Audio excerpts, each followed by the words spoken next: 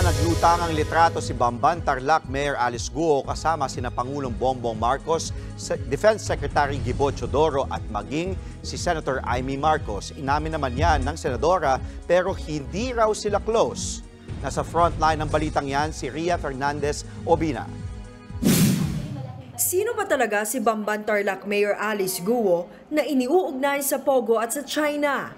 Kung sina Pangulong Bongbong Marcos at Defense Secretary Gilbert Teodoro ang tatanungin, hindi raw nila kilala si Guo. Kilala ko lahat ng mga tiga-Tarlac na politiko eh. Walang may kilala sa kanya. Sa gitna ng pagsasabi nilang di nila kilala si Mayor Guo, naglutangan naman online ang mga litrato ni na PBBM at Teodoro kasama ang kontrobersyal na alkalde.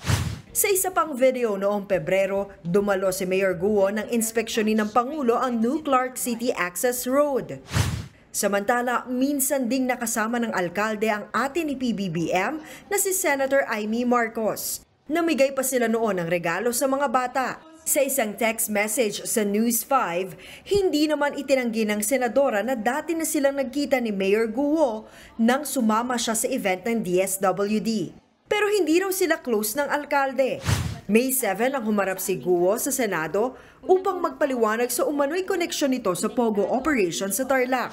Ayon kay Secretary Teodoro, maraming katanungan ang dapat na masagot. Kabilang dyan ay kung paano nakapasok sa bansa ang mga aktibidad ng mga sindikatong Chinese. Ito yung matinding katotohanan na dapat nating bantayan. So, ang key dito ay local governance din. Doon sa Bamban, imposibleng ganun kalaki na 32 buildings na establishment na napakalaki na mangyayari ang mga illegal na gawain na walang nagtatanong. Yan ang mga dapat sagutin. Wala pang bagong tugon ng palasyo tungkol sa viral na litrato ni na PBBM at Guo. Pero nauna nang giniit ng Pangulo na dapat imbestigahan ng alkalde ng Bamban. Sang-ayon dyan si Senate President Mig Zubiri, maging siya naaalarma raw sa totoong pagkatao ni Mayor Guo. Nakakabahala raw na baka balang araw mga kalaban na pala ang nagpapatakbo ng gobyerno ng Pilipinas.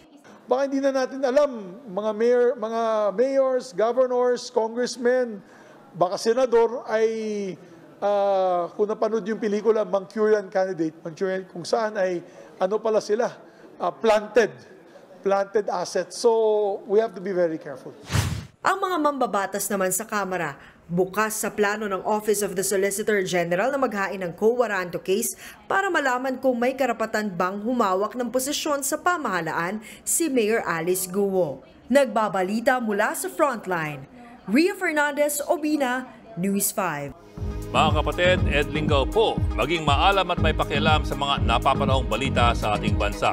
Para sa mas malalimang pagtalakay at paghimay sa mga issue at headlines, tumutok lamang at pag-subscribe sa social media pages ng News 5.